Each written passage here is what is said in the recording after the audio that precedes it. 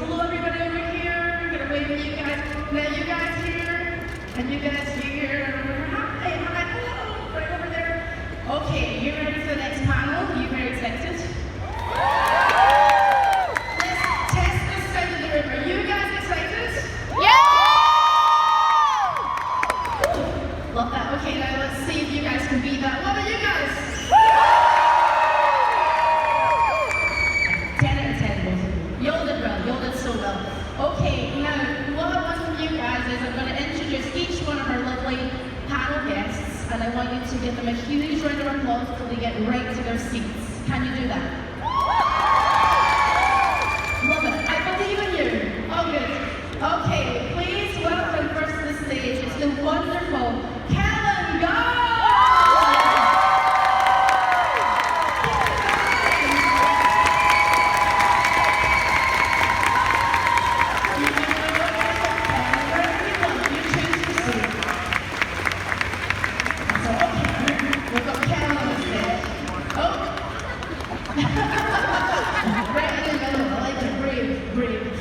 Okay, next up, she is an absolutely wonderful human being. I love her to bits. It's Princess Zelda herself. It's Patricia Summerset!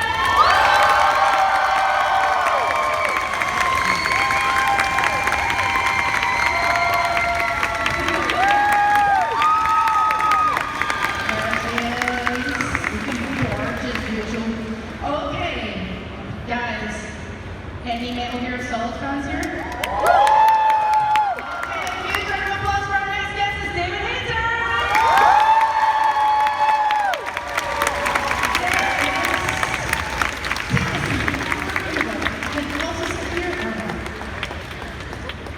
So far, no one has chosen to sit next to me. I'm very offended. Okay, guys. This man's list of credits aren't very, very long. Assassin's Creed, Resident Evil, Sonic the Hedgehog, and other credits.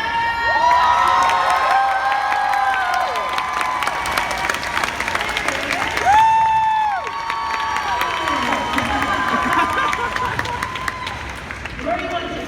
You want to sit there? You want to sit here? Right, okay. Well, this is for our next guest. I've got the rickety chair, so we'll pray for Mojo.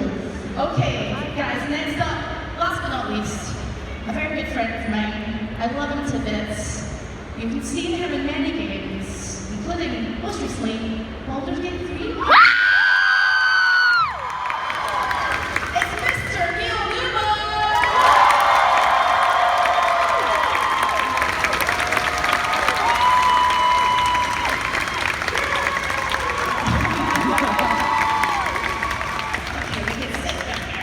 There you go. Nobody wants to sit next to me, man. Well, I like how he said he'll lump.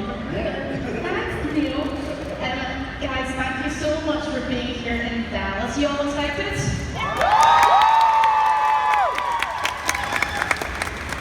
Have you had a lovely weekend in Dallas so far, you guys? Excellent. Roger's out. Roger was around Bonnie. So Bonnie has a birthday, and we were just kind of hoping that you guys might help us sing her the best birthday song possible. Let's It's do your day. that. It's Bonnie. Come up here, Bonnie.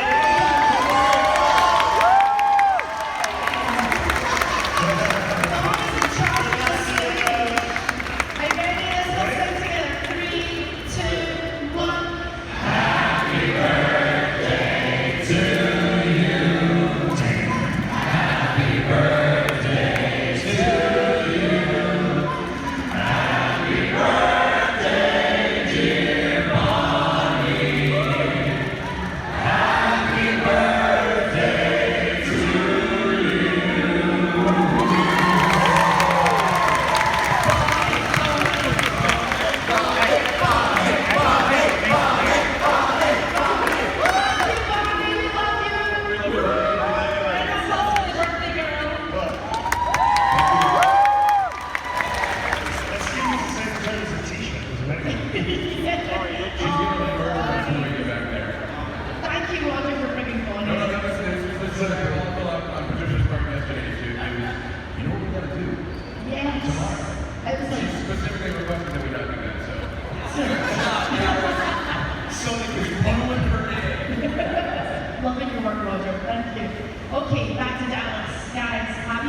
fabulous weekend in Dallas. Yes. What has it been like meeting the fans? What are they like in Dallas? Fantastic cosplay. That's been a feature of this weekend for sure. Roger? Enthusiasm at the Wazoo. Can we say Wazoo? You can say, at the last one, you can say anything you want. For good reason. Don't want to get into trouble. Yeah, Yes. super nice people, good food, way too hot. Yeah. But no, it's been just a great show. I mean, just a huge show, so much energy. It was fantastic. You said the crowd is way too hot, right? Way too hot. Far too attractive as a state. This is the icons of gaming, and so my first question to you guys are, what are your gaming icons? Start with Neil. I know you're a nerd, you're a big gamer, Neil. So what kind of gaming icons would you say you love? It's funny, it's more like you get those characters than average games. I Yeah. don't know. I'm a huge roleplay fan, so like Fallout 3 and Skyrim, those kind of games are quite obsessed with, especially the early isometric stuff. So in terms of characters, I guess there's too many characters for me to have any icon character. In terms of like benchmark games, like those kind of roleplay games was always my jam. They're pretty obsessed with it. Have you watched the TV series? I absolutely love it. It's so good. So, And Walter got the sexiest girl. Who thought taking your nose off and basically being radioactive was the new thing to me? I think it makes you hang out with all non-radioactive wastelands. So I feel like I'm missing out on that. Come to America. Huh? Come to America. watching his performance, feeling confused. Yeah, like, I don't know how I feel about this. I'm not about it. Sexy cool. What about you guys? Icons of gaming? Who's first? Kellen? Anybody know Putt Putt? Like Putt Putt, Pajama Sam, and Spy Fox, those were like the first ones. But if we're talking like the mainstream, I really like, from Infamous, Cole McGrath. Yeah. We need another Infamous. We need more. But Sucker Punch, right? Sucker Punch, we need more. Let's leave it at the end there. What about you? Icons of gaming? Well, the nice thing with this job is I get to meet the icons of gaming, and so I would say Jennifer Hale from Mass Effect. And I know we all miss Kevin Conroy is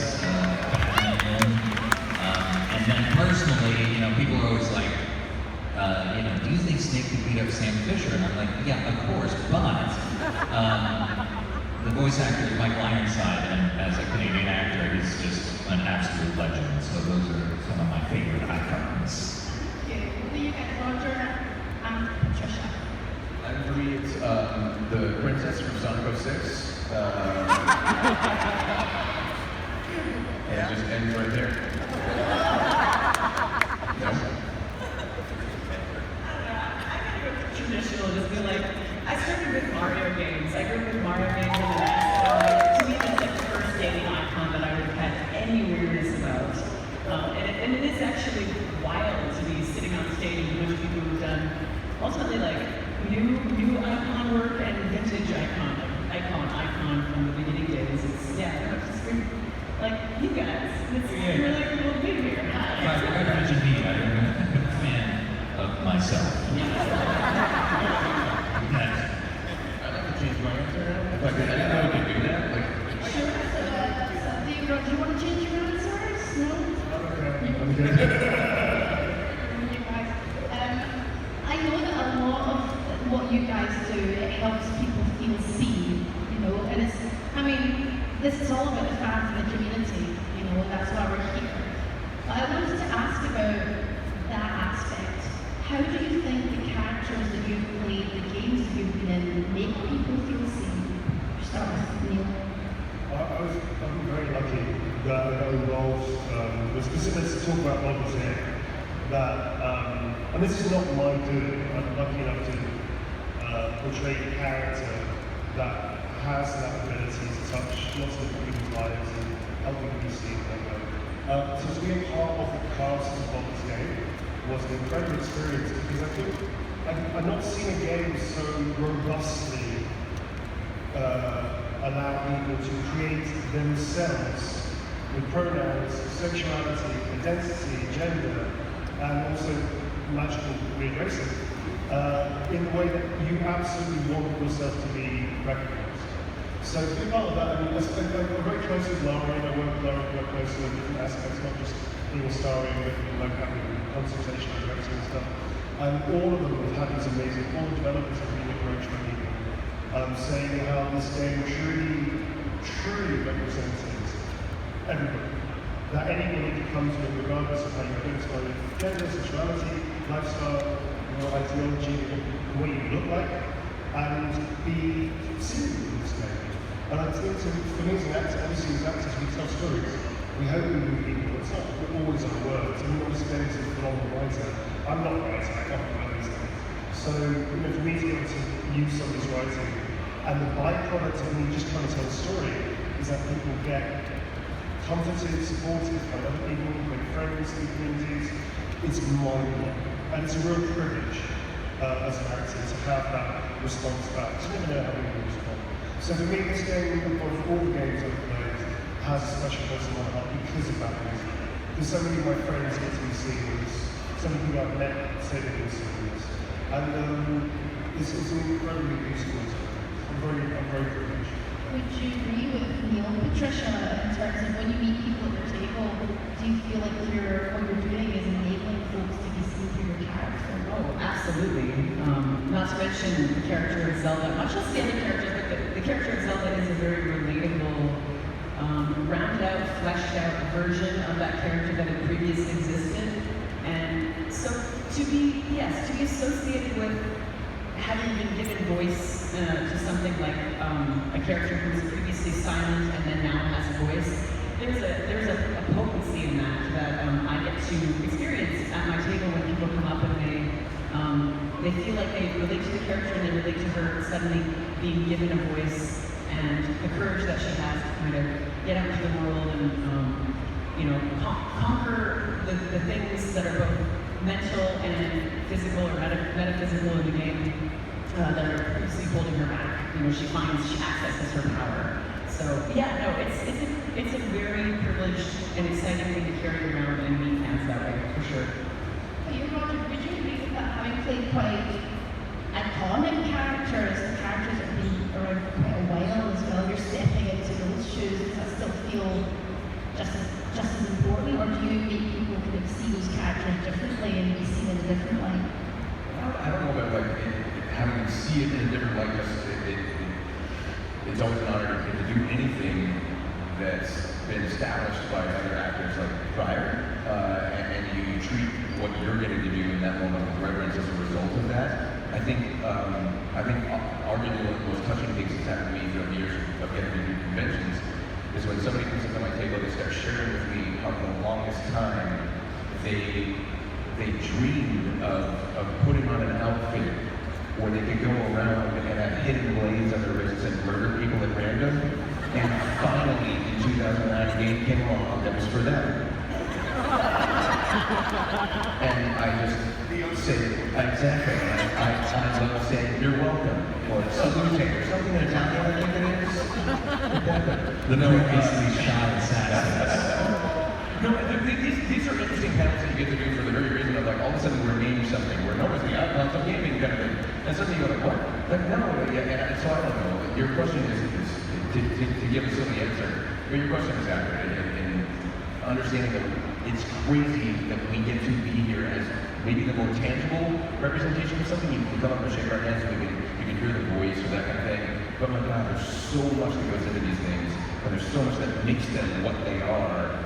As games and icons of gaming, and the fact that we get to be a part of that stuff, it's staggering, it's nuts, it's so humbling. So, yeah, I'm honored, and I hope that we do justice to the characters every single time we get an opportunity to do something like that. And for Kellen, do you still have that pinch moment where you're sitting on a couch like this and you're looking at it going, oh my God, this is weird? Do you still feel like that? Yeah, right now, actually. Yeah, absolutely. Yeah, see?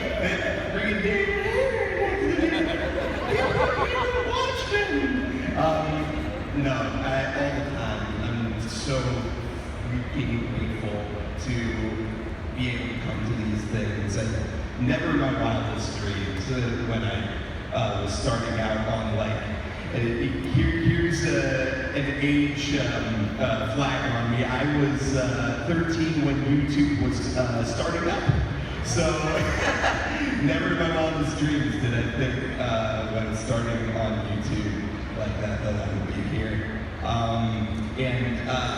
And doing these characters that mean so much to these people, like in Five Nights at Freddy's, just there's the 2 Five Nights at Freddy's fans here.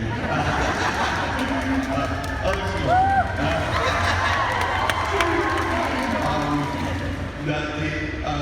in particular, Sun and Moon have been they meant a lot to the autistic community. And as someone with autism myself, I've been just at a loss for words, so honored to be able to be that for them.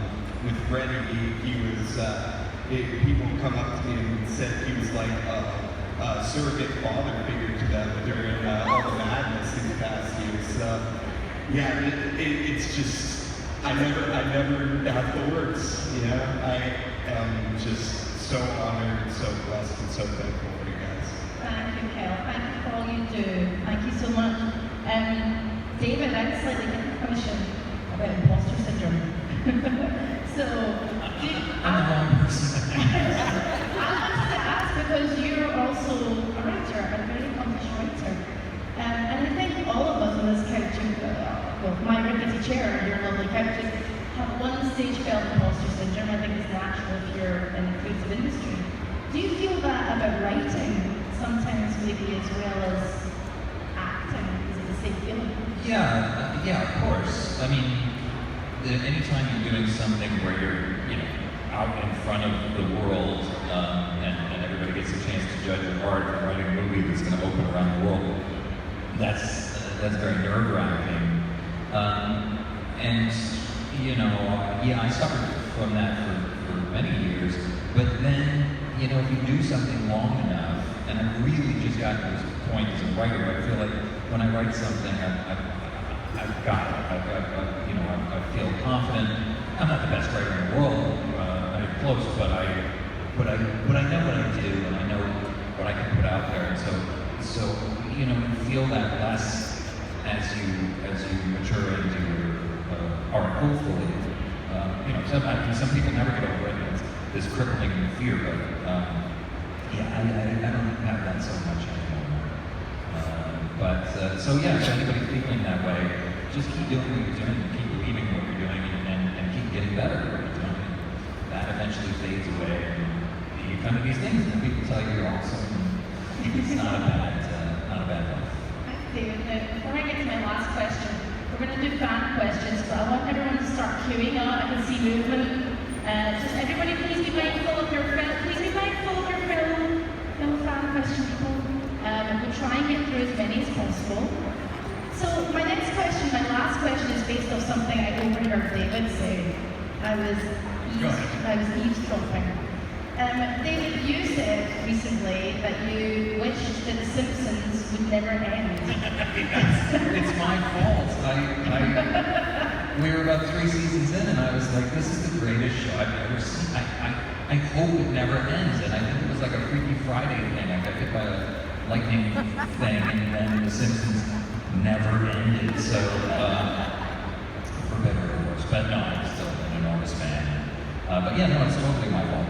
So, having said that, I wanted to go down the line now. Is there a show that you wish never ends, or wish you could bring back? Yeah, Firefly. I'm not allowed to swear about it. That was BS. Sorry, that was BS. I mean, it was, for me, it was like the Western States hadn't really been done that way before, not really. And to see the joy amongst the cast and how they clearly were just loving every second of what they were doing. Well, I'm assuming that, and I hope so.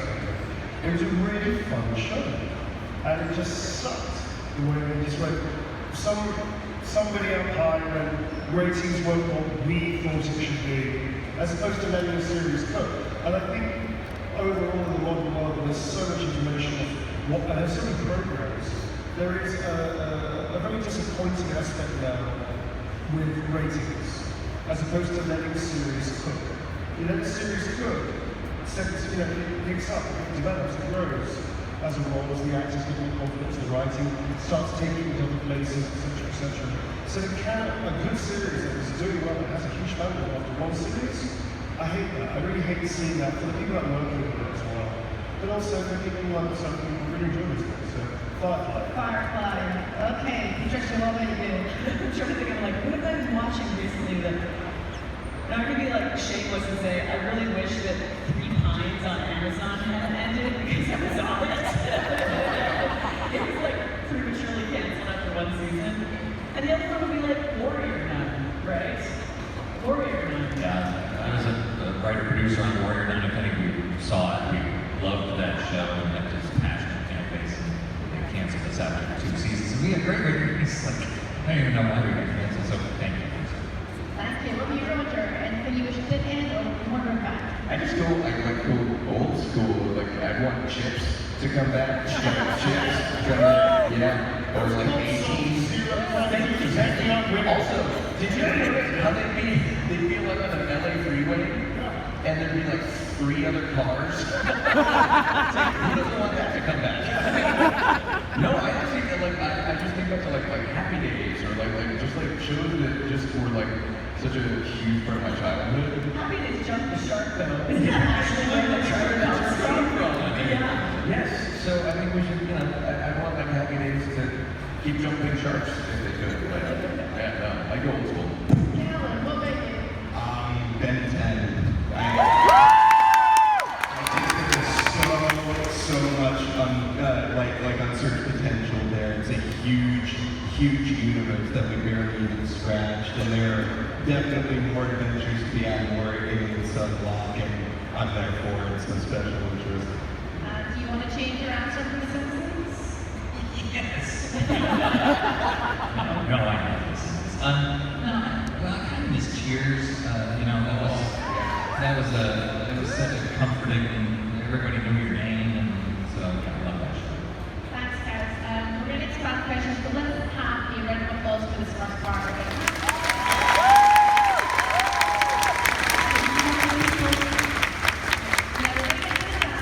One question each so we can get through the line, if that's okay, you guys. Thank you. Hello, my dear. What's your name? What's your question? My name is Charlotte Scott, and my question is for Roger. Did you ever do a cameo in the Sonic movies? Yes. No, I don't feel like earning money and being a part of something huge. Getting to be a part of something I've been a part of for yeah, no, of course, it's not gonna happen. It's not gonna happen. No, but I'm working on my Keanu impression, so there's still hope. I was in the math movie. It's awesome. But it's not gonna happen. No, but I would of course love to be, but it's not gonna happen. But yes, I love when people ask that question, like, would you ever want to do like working actors? Yes. I want to do that. Yes. I want to be hired. Yes, of course. So yeah, I would love to. It would be fun. Thank you. Thanks for your name. Thank you so much. Thank you. Thank you. Hello, friend. What's your name? What's your question? Hi, all. My name is Heather, and it's primarily a question for Neil, but I'm open to everyone answering, and it kind of piggybacks. You said you have a Keanu impression. Neil, I know you have a good Patrick Stewart impression. Do you want to give us any of that? I did play a game with a friend of mine called Blue, so what would Patrick Stewart say? Yeah, so if you want to give me something the audience is doing, what would Jean-Luc Picard say? What would Captain be like? Huh? Make it so. Question number 1. Gee, I'm very hot. Do y'all have impressions? Like I've been doing Art in the Morning lately. Ill Dutch. You're putting a lot of work. Thank you so much for everyone who You're was welcome. here. Hello, friend. What is your name? What's your question? I'm Goose. Are there any characters you've played and for everybody that completely resonated with you, or are those characters easier to play? Any characters that resonated with you particularly, and are they easier to play? Who wants to go first? I this guy called Sasaki, and Sasaki and Miyano. Thank you. It's a really cute little romance show, and they let me get away with so much. It was an anime, so we were dubbing it, and the setting made it very smooth and cool. And Martin was like, if I'm going to do Kellen in love, I'm going to do Kellen in love. So it's just goofy, like, any kind of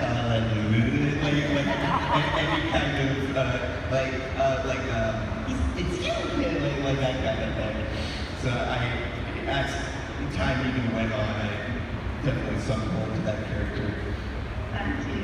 Thanks. David? Yeah, well, I played a character called Tamahome and Fushigi Yuki so that was really cool because he was just young and cocky and full of himself, and it was so much like myself in high school that it was very easy to relate to. And yeah, it totally makes it easier. But typically, you get cast, you know, especially voiceover, you get cast for things that reflect your own spirit, you know. So a lot of times you're cast because you relate to it just on a natural level, and that certainly makes the performance easier.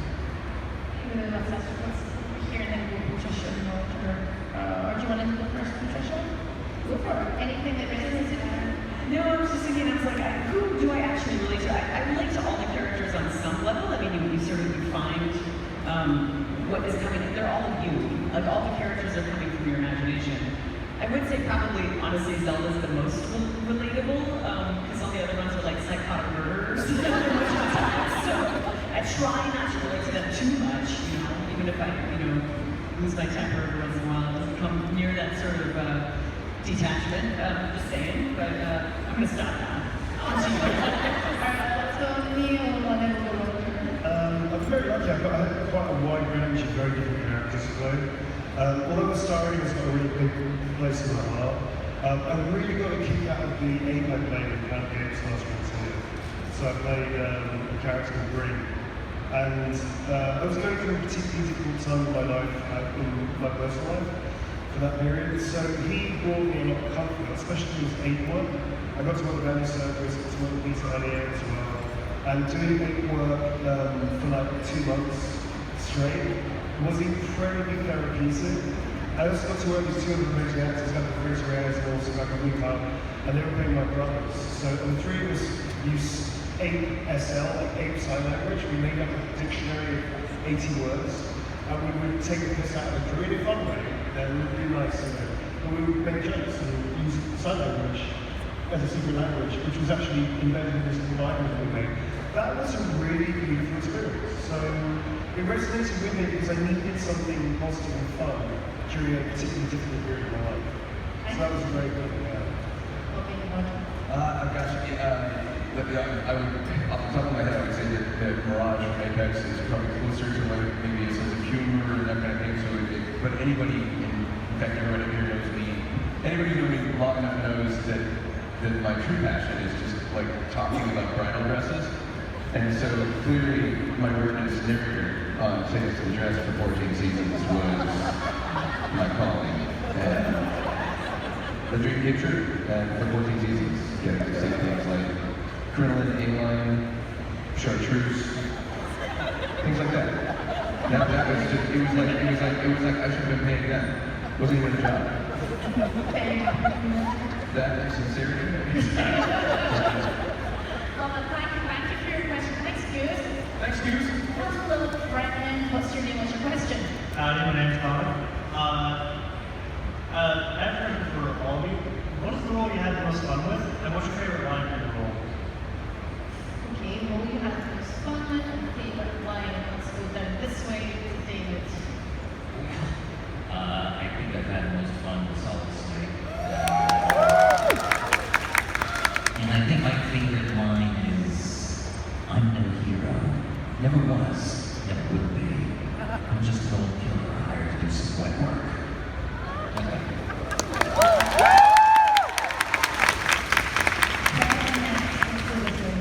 One that comes to mind is Wingman and Valorant. because he's there, one move right there. Because he's a cute little guy. I've always wanted to be just a cute little brown guy.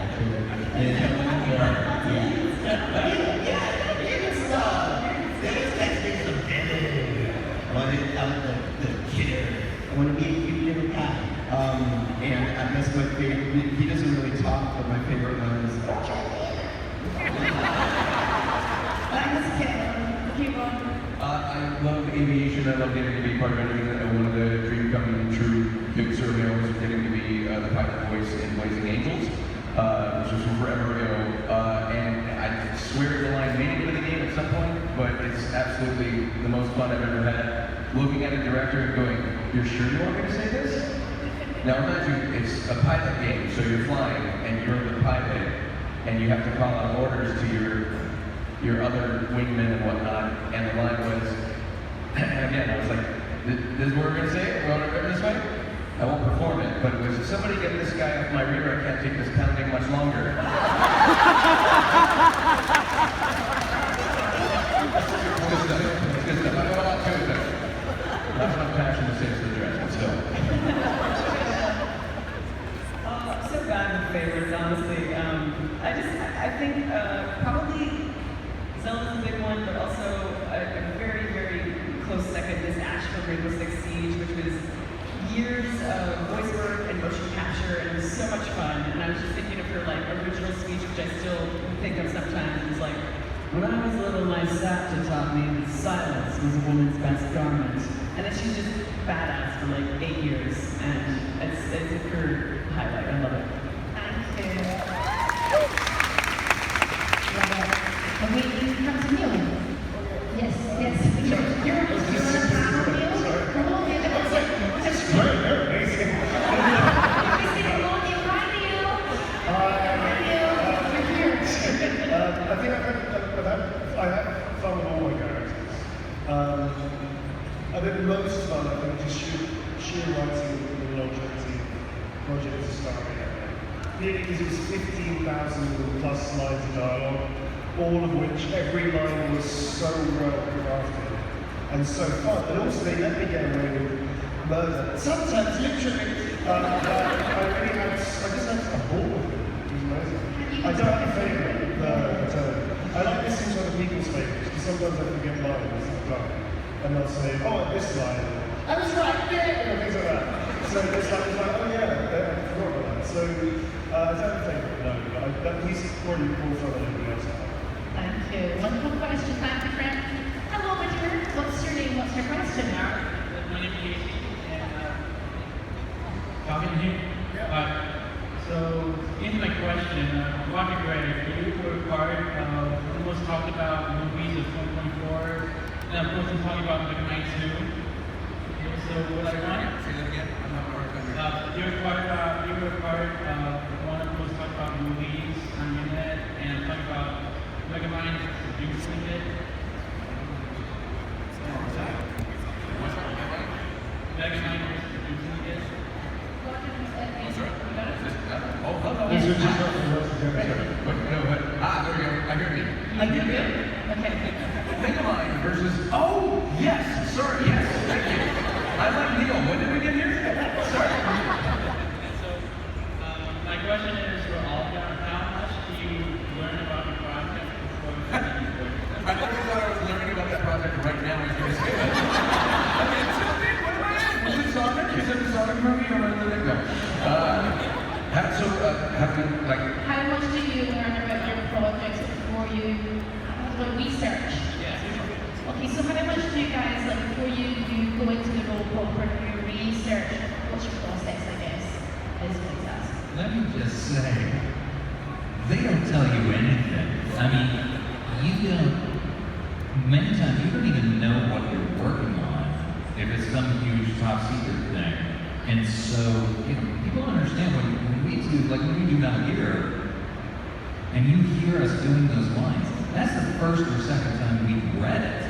So we don't have any preparation. I don't know if the panel has a different experience, but if you're doing an on-camera movie, you get the script in advance and so on and so forth, but usually if you're doing a big game, it's so secret that they don't tell you anything. And so you kind of, you get like a picture of the character and you get a couple lines of description, you have to figure out what to do with it. And then kind of wing it. And that's part of the talent of these people is the ability to do it on the day. Is it the same for all of you? I mean, it'll be different for every project, I suppose. There have been some projects lately, like after you get cast, you know, they'll give you like a PowerPoint or something ahead of time to like get you into the world. And then if it's like an established thing, if there's something to research, then yeah, I'll figure out if there's you know, anything that could be useful for the session. But yeah, most of the time it's a lot of meditative secrecy. It's where the collaborative element of what we do, like when we say there's so many people that are involved in this that make this happen, it's where for me, if it's something like iconic, that you know there's going to be a lot of attention on, and it's a character that's been done by other actors in the past, that's where you rely very heavily, I rely very heavily on my director, because they will very often have the entirety of the story like in their brain, and they can convey to you very quickly, because we get these scripts sometimes as you're walking in the booth. It's like, here are your lines, okay, and then the context and all that, so it becomes a very collaborative, trust-based system when it's like that, the way David was saying. Not all projects are that way, but the overwhelming majority are.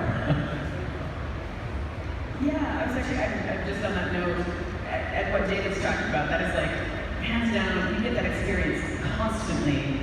But there are, I suppose right now, if you're doing a performance capture project, for example, there's a circumstance where they're trying to get us a script like a week in advance, and we get table reads, we get some rehearsal before going in, but that's also performance capture, and then even then, on the day, you might suddenly be switching gear and having a completely different thing happen based on the technology and what is needed. So it really is, even with prep, you've always got to be aware that things will change at a moment's notice. There's going to be some improv and a lot of creative solution, creative problem solving whenever you're on any sort of set or live in a session where there's a time frame in which things need to get done and it involves creativity as well.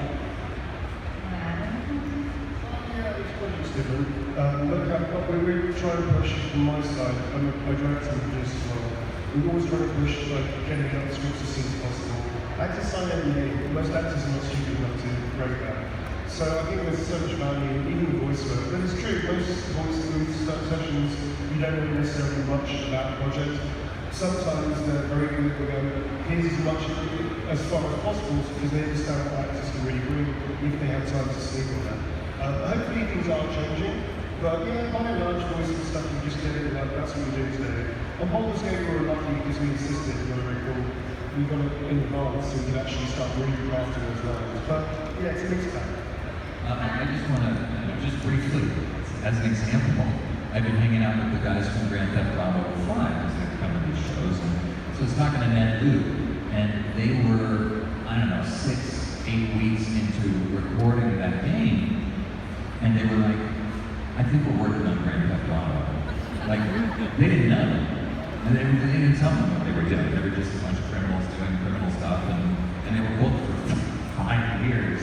And then they figured it out on the set. So yeah, so we're like, Which is lucky because I've seen like when they're lazy about it, they make mistakes. There was an audition that I came in for like back in 2012, and we showed up for the audition. They were telling us what the project was and all this, and they had used code names of like, you know, this character, your character's name is Bob, and you're talking to some other character's name who is, you know, Larry or whatever, and then you walk in and you're like, okay, so Bob was talking to Larry. Right, go to your first line. It's like, listen to me, Larry, Gotham will not fall tonight. And I was like, exactly, right? What I'm saying. There's a guy called the Joker in the next scene, like, no, it's definitely not that bad. He's just a prankster, that's more than 158 as a prankster. Thank you. That's all the time we have for the fan question. I'm so sorry.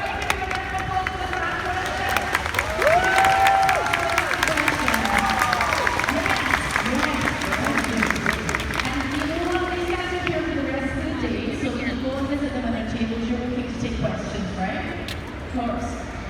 Guys, you are absolutely wonderful. Thank you so much for being here in Dallas. Can we have a huge round of applause for Neil